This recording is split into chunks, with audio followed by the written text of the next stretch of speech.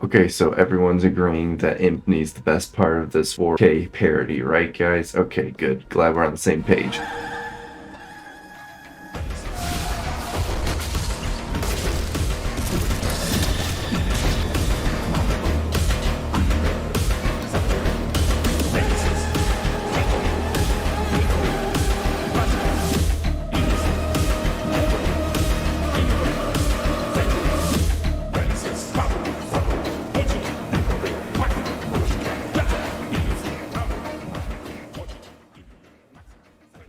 Ropes and trends, they exist for a reason, and there's some things that have been very successful lately. One thing that's been successful for like the past 15 years is humanization of certain characters. People still like that edge, but they want the characters to be a little deeper than they used to. Sometimes people get sick of it. You see that happening recently. It looks like this is a new answer to indie space being so focused on angst and drama. I've talked about this several times before. The big difference between the early 2000s, 2010s, just aimless, edgy, unsympathetic animations versus the story-driven, character arc-driven animations. And whose preference is right or wrong, it doesn't really matter. It really doesn't. That's once again up to preference. However, there's clearly a market niche for both of them. There's plenty of independent animation targeted at mentally ill teenage girls. But what about mentally ill teenage boys? A lot of sensitization of YouTube and a lot of their policies especially, but FlashGitz specifically has not really changed at all since the early 2010s. He's edgy Newgrounds through and through.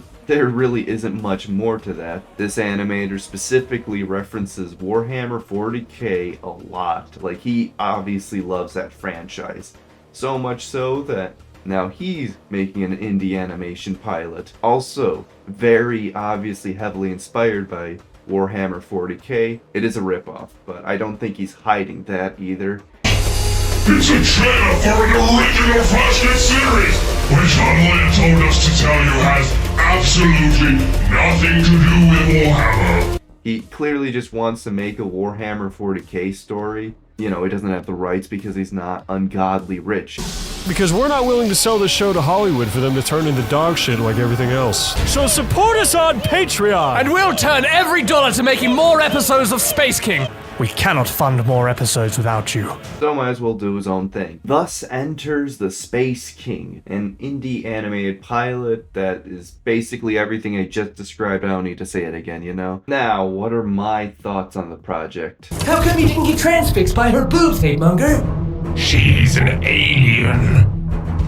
Okay, so Hatemonger's gay. And I'll get you a castle made of hate where no one can question your statistics.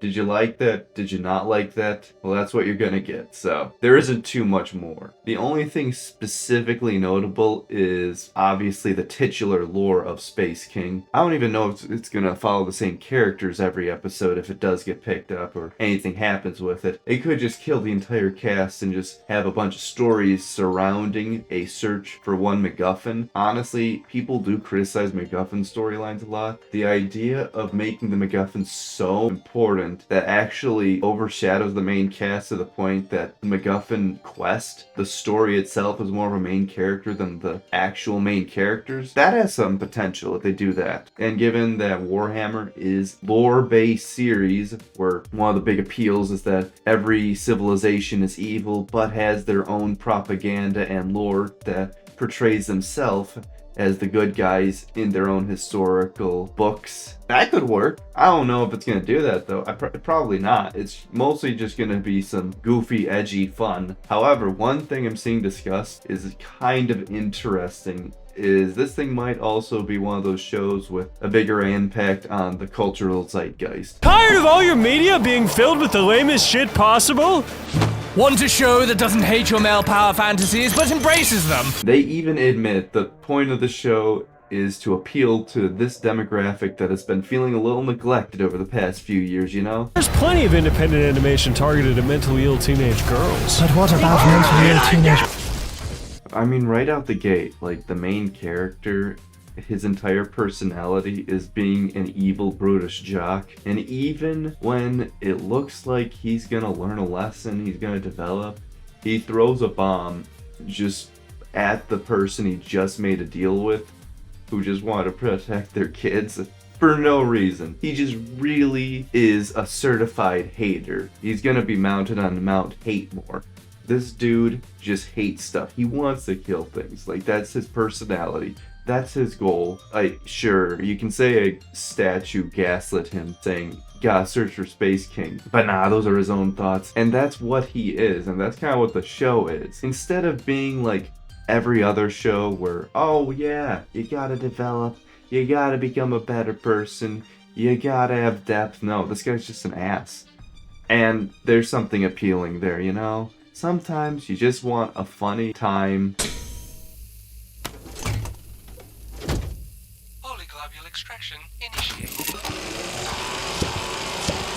Extraction complete.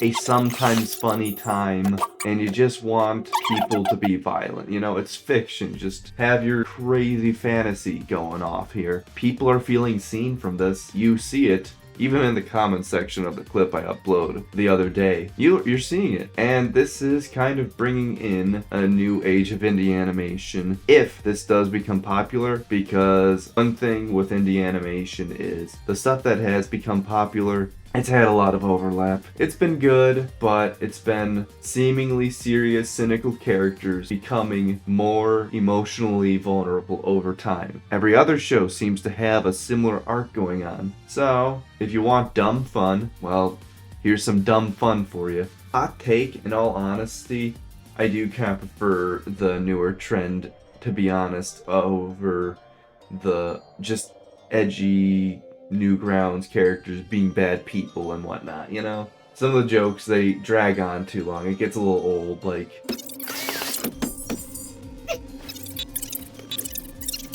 I don't know how else to describe it. They're just grabbing penis energy for like 2 minutes. I don't... Why? I don't care. Like 2 minutes for that joke? No. Come on, guys. I think we can do better, okay? And also, it's gonna be fun seeing Twitter realize that FlashGitz is basically the antithesis of Twitter. They cancel wholesome creators all the time. This'll be hilarious to see how he responds and makes fun of Twitter for trying to make up lies and try to cancel him as well. In summary, whether you like it or not, this is opening up more competition for the indie scene and more variety, which is objectively a good thing. Once again, whether you like it or not. I'm not entirely sold on it, but it gave me a chuckle every now and then, and I am pretty nostalgic for the Newgrounds type stuff these days. So, if you like that, go subscribe to FlashGitz channel. He has got a lot of other funny, edgy, entertaining parody animations out there. More pertinent to me is a lot of stuff just happened over the past week or so with my channel.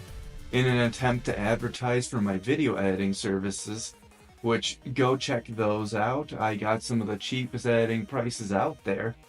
Instead, all of you people subscribe to me instead. I'm still working on a 200 subscribers special. It's been less than a year, and suddenly I got 2,000 of them. I've gone tenfold since I started working on a special.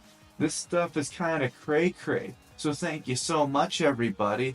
But also, my other social media is important for everyone to follow, no matter what it is, because YouTube is not reliable enough, and YouTube doesn't always give you notifications. So my recommendations are Twitter, Discord to follow the main YouTube channel, but if you want some more exclusive content, art, and short form videos that won't appear here, also recommend following TikTok, Instagram. That'll be fun as well. So, and of course, if you like animation, sub to allocations, and check out these videos here.